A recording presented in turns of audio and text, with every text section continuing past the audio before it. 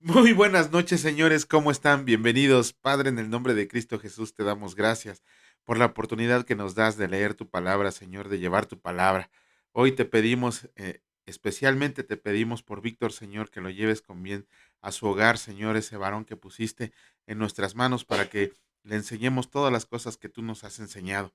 Que sea de gran bendición para este pueblo que tanto te necesita y que siempre, siempre, Señor, estemos tratando de hacer tu voluntad y hacer tu voluntad. En el nombre de Cristo Jesús, amén. Muy buenas noches, señores, bienvenidos, ya estamos aquí y pues vamos a empezar. Hoy también es cortito, yo creo que el Señor se condolió de nosotros que llevamos ya bastantes días, ahora sí seguidos, ahora sí no hemos fallado y ojalá el Señor nos permita seguir así, ¿no? Ya rompimos récord, de hecho, nosotros leyendo la palabra diariamente, porque a veces nos atrasábamos un día o dos y hasta el día de hoy, gloria a Dios, vamos muy bien. ¿Qué vamos a leer el día de hoy? Bueno, hoy nada más vamos a leer un capítulo, pero vamos a hacer un pequeño comentario de los capítulos que leímos ayer. Ayer leímos el capítulo 29 del libro de Éxodo. ¿Qué vimos ahí en ese capítulo? Ok, vimos, lo primero que nos enseña es cómo el Señor le dice a Moisés que apartó a Aarón y a sus hijos Nadab y Abiú para que fueran consagrados como los primeros sacerdotes del pueblo de Israel. Antiguamente, en el Antiguo Testamento, cuando era la ley, solamente de una manera se podía ser sacerdote, perteneciendo a la tribu de Leví, para empezar, y segundo, ser de la familia de los sacerdotes, porque aunque toda la tribu de Leví fue consagrada para las cosas del Señor, no toda la tribu tenía derecho a ser sacerdote, solamente la línea de Aarón, la línea sacerdotal. Pero bueno, eso era en el Antiguo Testamento. Sin embargo, en el nuevo pacto, en este nuevo y mejor pacto llamado el Nuevo Testamento, el año pasado en diciembre leímos Apocalipsis, hoy lo vamos a leer pues, también bastante lejitos, entonces ya no les quise dejar que investigaran. Cuando nosotros leamos Apocalipsis, el libro de Apocalipsis, el capítulo 1, versículos 5 y 6, el Señor Jesucristo nos enseña que nosotros hemos sido sacerdotes, no solamente somos sacerdotes, somos reyes. Ajá, ¿esto qué quiere decir?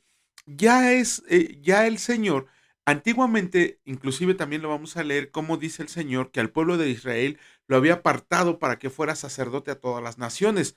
Como el pueblo de Israel falló en ese tiempo, no creyeron en el Mesías, ahora nos da esa orden a todos nosotros los que queremos ser, los que pretendemos o que ya somos seguidores y discípulos de Jesucristo, todos nosotros somos sacerdotes. Y así lo dice la palabra, lo dice tanto en Apocalipsis como lo dice Pedro, que nosotros somos nación santa, real sacerdocio. En Apocalipsis dice que somos hechos sacerdotes.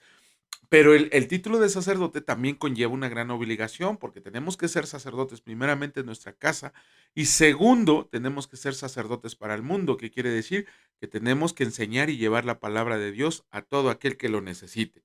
Bueno, vimos ahí algo medio extraño cuando hablan de los carneros del sacrificio. Recuerdan que son dos carneros los que se tienen que presentar.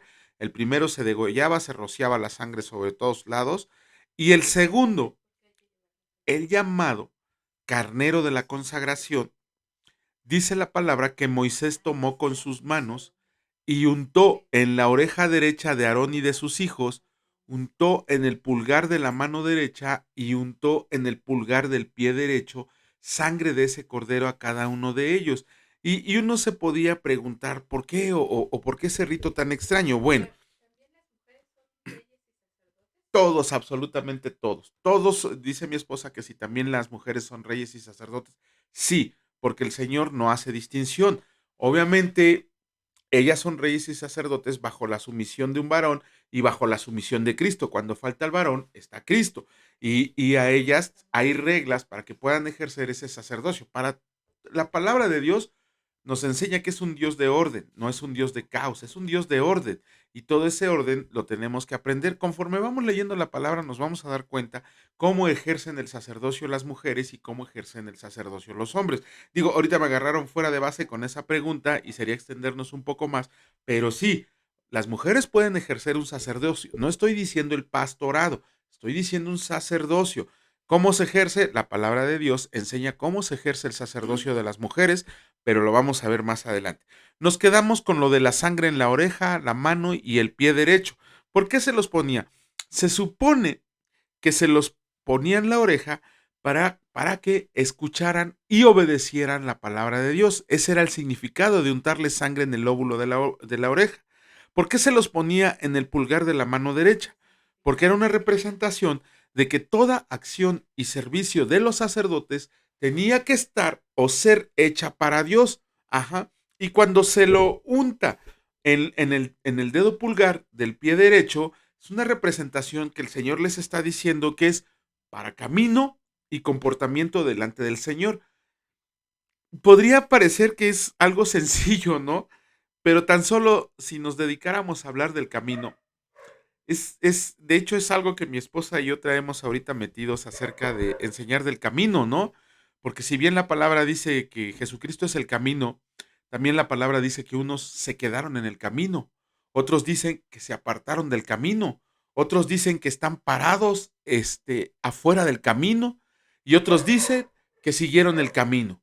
¿A qué se refiere todo esto? Hijo, bueno, ya cuando lleguemos a todo eso, esperemos que el Señor nos permita dar un pequeño comentario. Luego, en el libro de Éxodo 30, ¿qué leímos en el capítulo 30? Bueno, de todo lo que leímos ahí, algo que me llamó mucho la atención es lo del aceite de la unción. ¿Por qué? Porque me da mucho coraje ver todavía que hay personas que no leen la palabra y que son ignorantes acerca de ese tipo de situaciones. Porque he visto iglesias, he oído iglesias, me han dicho de pastores, he oído programas radiales acerca de personas que se dedican a vender el aceite de la unción. Se supone que es para que ustedes sean santos y para que sean sanos. En realidad, la palabra de Dios dice que desde que somos escogidos para Jesucristo, porque es lo que significa la palabra santo, escogido o apartado para Jesucristo, y la sanidad no depende de un aceitito. De hecho, es bien clara la palabra cuando dice aquí, ¿para qué era el aceite? Para ungir a reyes y sacerdotes. Es como un derramamiento del Espíritu Santo sobre ellos que han sido apartados para el Señor. La palabra de Dios, ayer lo leímos en Éxodo 30, lo leímos bien claro, que hay una prohibición de querer hacer el aceite. Ajá, el Señor dice, nadie puede hacer esta receta y a nadie, a ninguna persona se le puede echar encima el aceite de la unción porque solamente estaba reservado para los que iban a ser sacerdotes y para los que iban a ser reyes. Y de hecho sí hay un castigo para quien se atreviera a hacer el aceite de la unción que no fueran los sacerdotes o para las personas que se los pusieran encima. Y la reprensión que les hace el Señor es de que sean apartados de su pueblo. Si esto lo llevamos al día de hoy, si ustedes andan comprando aceite de la unción o les andan echando aceite de la unción, bueno, pues el Señor dice que van a ser apartados de su pueblo. Todos esos falsos pastores, todos esos falsos profetas, todos esos falsos ungidos, que lo único que están haciendo es vaciar sus bolsillos, quitarles su dinero, vendiéndoles un aceite de la unción que está prohibido por el Señor reproducirlo, pues ellos y los que se estén echando ese aceitito van a ser apartados del pueblo del Señor para que después no se quejen como lo vamos a ver con las 10 vírgenes y como lo vamos a ver con lo... ¿Qué les dice a las 10 vírgenes el esposo que llegó? Aunque le tocaron la puerta, el Señor les dijo, ni las conozco, ¿no? Váyanse de aquí. Entonces, aguas con rituales extraños que estamos haciendo, que ya no son partícipes del nuevo pacto y que además estaban seleccionados para cierto tipo de personas. Tengan mucho cuidado con eso. Pero bueno, después de esto vamos a comenzar con la lectura. Hoy solo nos toca un capítulo y muy cortito del libro de Éxodo, ¿no? Nos toca el capítulo 31 del libro de Éxodo y escrito está. Ahora sí vamos a leer otra vez la Reina Valera 1960. Llamamiento de Bezalel y a Aholiab. Habló el Señor a Moisés diciendo, mira, yo he llamado por nombre a Bezaleel, hijo de Uri, hijo de Ur, otra vez Ur, de la tribu de Judá, y lo he llenado del Espíritu de Dios, en sabiduría y en inteligencia, en ciencia y en todo arte, para inventar diseños, para trabajar en oro, en plata y en bronce, y en artificio de piedras para engastarlas, y en artificio de madera, para trabajar en toda clase de labor. He aquí, yo he puesto con él a Oliab, hijo de Ahisamac, de la tribu de Dan, y he puesto sabiduría en el ánimo de todo sabio de corazón, para que hagan todo lo que te he mandado. El tabernáculo de reunión, el arca del testimonio, el propiciatorio que está sobre ella, y todos los utensilios del tabernáculo, la mesa y sus utensilios, el candelero limpio y todos sus utensilios, el altar del incienso, el altar del holocausto y todos sus utensilios, la fuente y su base, los vestidos del servicio, las vestiduras santas para Aarón y el sacerdote, las vestiduras de sus hijos para que ejerzan el sacerdocio, el aceite de la unción y el incienso aromático para el santuario. Harán conforme a todo lo que te he mandado. El día de reposo como señal. Habló además el Señor a Moisés diciendo, tú hablarás a los hijos de Israel, diciendo, en verdad ustedes guardarán mis días de reposo, porque es señal entre mí y ustedes por sus generaciones, para que sepan que yo soy el Señor que los santifica. Así que guardarán el día de reposo, porque santo es a ustedes. El que lo profane, de cierto morirá, porque cualquiera que hiciera obra alguna en él, aquella persona será cortada de en medio de su pueblo. 6 días se trabajará, mas el día séptimo es día de reposo consagrado al Señor. Cualquiera que trabaje en el día de reposo, ciertamente morirá. Guardarán pues el día de reposo los hijos de Israel, celebrándolo por sus generaciones por pacto perpetuo. Señales para siempre entre mí y los hijos de Israel, porque en 6 días hizo el Señor los cielos y la tierra, y en el séptimo día cesó y reposó. El becerro de oro. Y dio a Moisés, cuando acabó de hablar con él en el monte Sinaí, 2 tablas del testimonio, tablas de piedra escritas con el dedo de Dios. Uy, muy cortito, pero ojalá el Señor nos permita hacer un comentario mañana, porque trae cosas que sí tenemos que tener muy en claro. La primera de ellas es que las primeras tablas que el Señor las dio, Él las escribió. Las primeras. Ajá. Y vemos lo del día de reposo. Inclusive también hay una reprensión para quien no celebre el día de reposo, para quien no haga nada el día de reposo, ¿no? Entonces esperemos que el Señor nos permita hacer ese comentario el día de mañana. Vamos a pasar ahora al Evangelio de Mateo y vamos a leer, vamos a terminar de leer el capítulo 25. Sin embargo, sí queremos hacer un pequeño comentario porque ayer vimos 2 parábolas, la parábola de las 10 vírgenes y la parábola de los 3 siervos. Ajá. La parábola de los 10 siervos habla así a grandes rasgos de un siervo que recibió 10 talentos. Recuerden que talentos, cuando la palabra talento aquí es de moneda, es de dinero, es de algo precioso o es una medida, por así decirlo. Por, dice mi esposa que es porque está lento. No, es talentos, es talentos. Un talento, un talento eran 33 kilos de lo que sea, es una medida.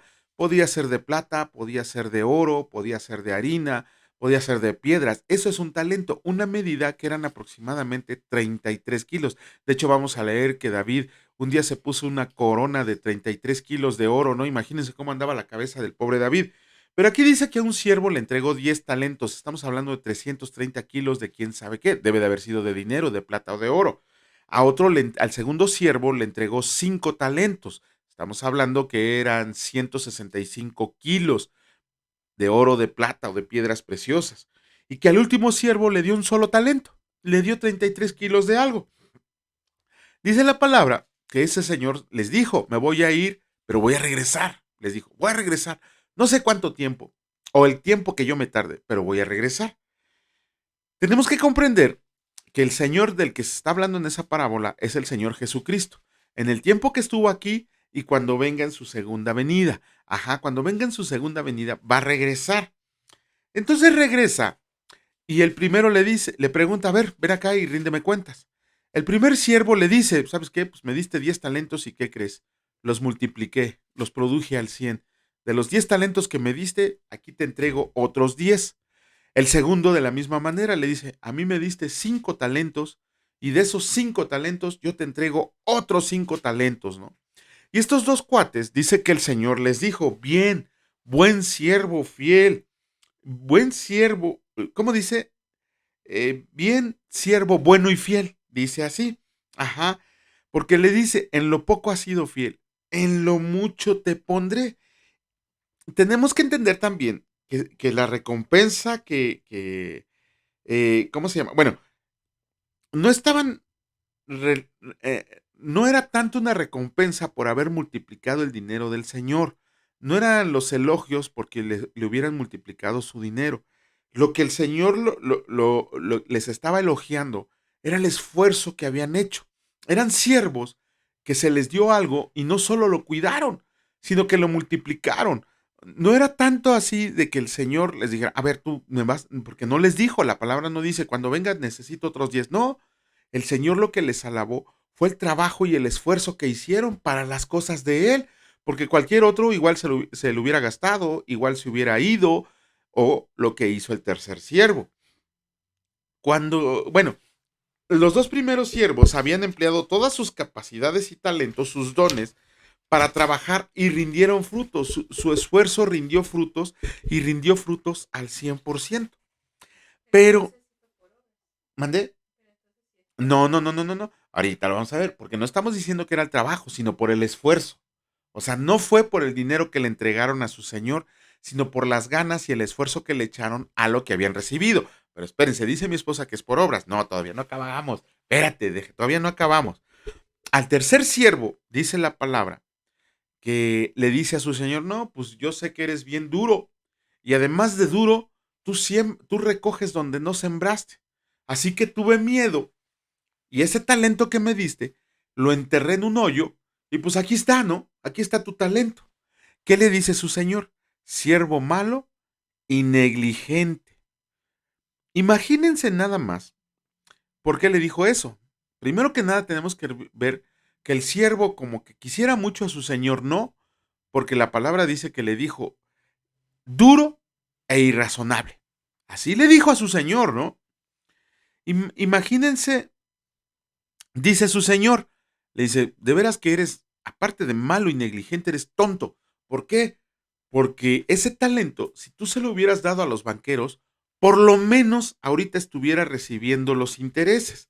Ajá, no era tanto que le hubiera entregado, si le dieron un talento, que le hubiera dado dos, no era tanto eso. Lo que el Señor estaba ahí recriminándole es que lo que se le había dado no lo utilizó para servicio del Señor. Ojo, vamos a explicar eso.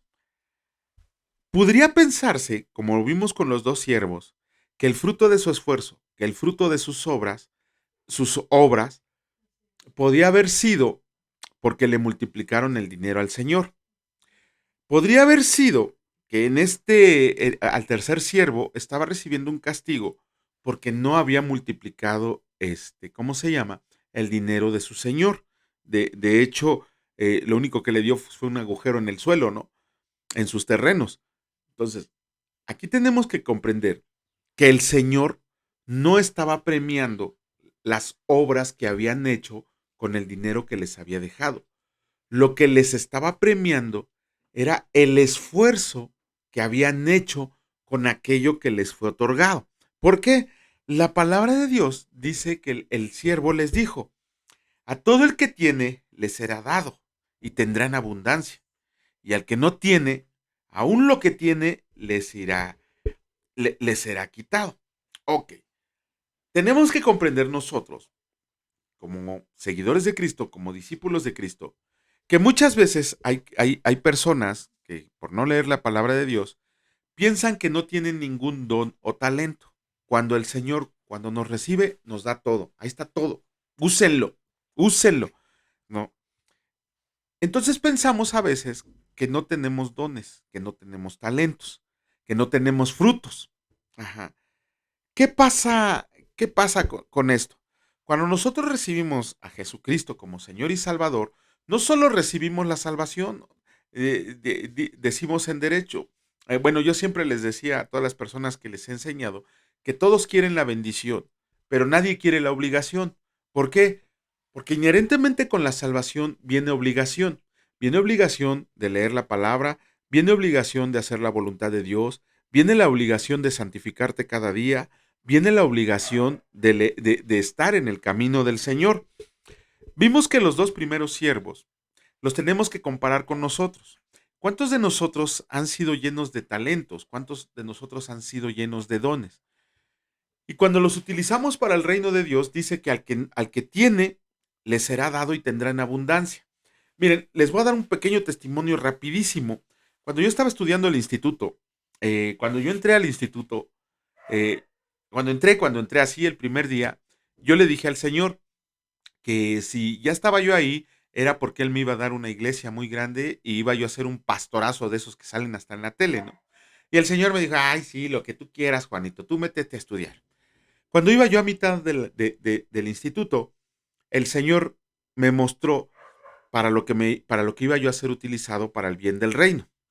Cuando a mí se me mostró para qué iba a ser utilizado, que es para el ministerio de la enseñanza, pues a mí sí como que yo dije, pues si a mí ni me gusta, ¿no? Ajá. Este, y fíjense nada más, me vi bien Gedeón, siempre les digo a todas las personas que me vi bien Gedeón, o sea, Gedeón el del Antiguo Testamento, no Gediondo de que huelo mal. Gedeón el del Antiguo Testamento. Yo le dije, ah, sí, pues si me quieres para eso, si me, si me quieres para eso, pues dame todos los medios. Y como siempre, el Señor, aparte de que me dio una cachetada, me tapó el hocico, dicen por ahí. ¿Por qué? Porque a mí y a mi esposa nos dio la oportunidad de tener material de estudio impresionante. Sí, bueno, impresionante, no como los que coleccionan, ¿no? Pero por lo menos un material de estudio para poder dedicarnos a ese ministerio. Y no solo nos dio el material, nos dio también personas a preparar. Hoy vino una persona a que, gloria a Dios, se está preparando para pastor evangelista, ¿no? Y aquí estuvo y aquí estamos trabajando con él. Este, entonces, cuando a mí se me dijo, ya te di dones. A mí siempre me ha gustado enseñar. De hecho, desde niño, desde adolescente, desde joven, siempre he enseñado. Enseñé el oficio que tengo, que es de ojalatero pintor, enseñaba artes marciales, enseñé en una secundaria. O sea, siempre me ha gustado. Entonces, si el Señor me dio esos talentos, no solo me dijo, pues con eso tienes, no, me dio mucho más para desarrollar la enseñanza en la palabra del Señor. Ajá.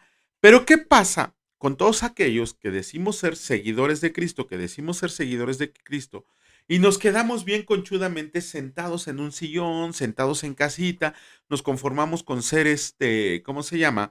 Cristianos de domingo, o inclusive tengo amigos, bueno, hermanos en Cristo que han estudiado el instituto y ahorita están en sus casas viendo la tele, ¿no? No hacen nada con todo aquello que el Señor les dio. Pues el Señor dice, ok, yo te di talentos, te di dones, te di todo lo que necesitabas para que desarrollaras el ministerio para el cual te elegí. ¿No lo quieres? No te preocupes, no te preocupes, está bien. Allá tengo varias personas que sí lo están anhelando. Si tú no lo quieres, bueno, pues se los voy a dar a ellos. Se los voy a dar a ellos, ¿por qué? Porque la gloria no es para ti, la gloria es para mí, dice el Señor. Entonces, hay que tener cuidado cuando a nosotros, cuando recibimos al Señor, tenemos que recordar que también vienen ciertas obligaciones, no todo es gratis. De hecho, la salvación no es gratis, aunque nos digan que no nos cuesta nada. La salvación tuvo un precio y un precio bastante caro, nada más y nada menos que la muerte del Hijo de Dios, la sangre derramada de Jesucristo. Imagínense ese precio. Entonces, todo aquello con lo que hemos sido dotados, lo tenemos que utilizar para el reino de Dios. Ok, vamos a suponer que habrá algunas personas que no saben cómo desarrollar ese don, que no saben cómo desarrollar ese talento, o por alguna cuestión extraña, o de salud, o de otra cosa, aunque en su corazón tienen el deseo de hacer algo, no pueden realizarlo. ¿Cómo pueden ellos hacer, cómo se llama? ¿Cómo pueden ser esos buenos siervos prudentes y fieles? Ok, la palabra también nos enseña que cuando tú no puedes realizarlo por cualquier situación, que puedes ayudar a aquel que lo está haciendo, que puedes ayudarlo a los misioneros, que puedes ayudar a los evangelistas, que puedes ayudar a la iglesia, que puedes ayudar a las obras de la iglesia. Obras me refiero cuando van a visitar, cuando piden alguna cooperación para llevar alimento a los necesitados, cuando piden algo para llevar a un misionero a otro país. De esa manera, es como si estuvieras depositando tu dinero en el banco y está rindiendo intereses. Digo, mendigos bancos de ahorita no te dan nada, ¿no? Pero bueno, ahí estás depositando en el banco del Señor. ¿Por qué? Ok, Señor, perdóname, no puedo. No puedo, por X circunstancia no puedo. Lo que sí puedo es ayudar. Entonces yo pongo mi dinero en el banco de Dios, mi dinero, bueno, pongo esos dones y talentos que tengo en el banco de Dios para que rinda intereses utilizándolo otra persona. De esa manera también dice el Señor que le hubiera agradado. Bueno, si no me multiplicaste lo que te di, por lo menos hubiera generado intereses. Esa es una manera en la que podemos utilizar nosotros los dones y talentos. No los quieres utilizar, pero puedes, no los quieres o no puedes, puedes apoyar a otras personas que lo necesiten. Y no me estoy refiriendo con dinero, porque si no, ahí van a decir después, ah, no, ya está pidiendo. No, dinero no. Pueden comprar Biblias para aquellos pastores que se van de misioneros. Por ahí tenemos a un señor muy amado del Señor que se llama, ¿cómo se llama? ¿Cómo se llama, Almita? ¿El Chino Ríos? ¿Cómo se llama? No, pero tiene su nombre. Bueno, hay un señor, su ministerio es evangelismo al 100%. No puedo recordar su nombre ahorita porque su nombre es, ¿cómo? Lucino. Se llama Lucino Ríos. Pero todos, bueno, los que estamos ahí siguiendo su ministerio, lo conocemos como el Chino Ríos. ¿Por qué? Yo creo que él pasa más tiempo regando el evangelio por toda la República Mexicana que en su casa. De hecho, a veces ni en Navidades ni en Año Nuevo ha estado en su casa. Él lleva Biblias, él lleva comida, él lleva ropa y siempre está pidiendo apoyo en ese sentido. Oigan, pues voy a ir a un reclusorio en Sinaloa y necesito Biblias. Y te dice dónde adquirir las Biblias para que están más baratas, para que vayas y se las entregues. Oigan, necesito pues ropa. ¿Por qué? Porque hay gente en las rancherías que no tiene ni qué ponerse y le lleva ropa. Oigan, voy a estar en tal hospital, tal día, si quieren acompañarlos, ni siquiera te dice que le vayas a dejar dinero, te dice que vayas a acompañarlo en oración. Entonces, si tienen ustedes oportunidad de ver los videos de este señor que se llama Chino Ríos, su ministerio se llama Amístate con Dios, y ahí van a ver también cómo hay señores humildes, sencillos, sin tanto conocimiento, que están regando la palabra de Dios a donde los lleve el Señor. Y el señor va sin miedo, ¿eh? Y va con su equipo, y va con su banda, y funda iglesias. No, hombre, bueno, véanlo para que ustedes se enteren quién es este señor. Cómo de esa manera podemos ayudarlo a él dándole Biblias, dándole ropa, dándole alimentos, es más, acompañándole en oración. En vez de estar ahí sentadotes viendo la tele, viendo series de televisión, cuando esté cerca de nuestro hogar porque visita diferentes hospitales y nos hace la convocatoria que vayamos a orar, pues vamos a perder 2 o 3 horas en la noche para ir a apoyar a este señor en las oraciones.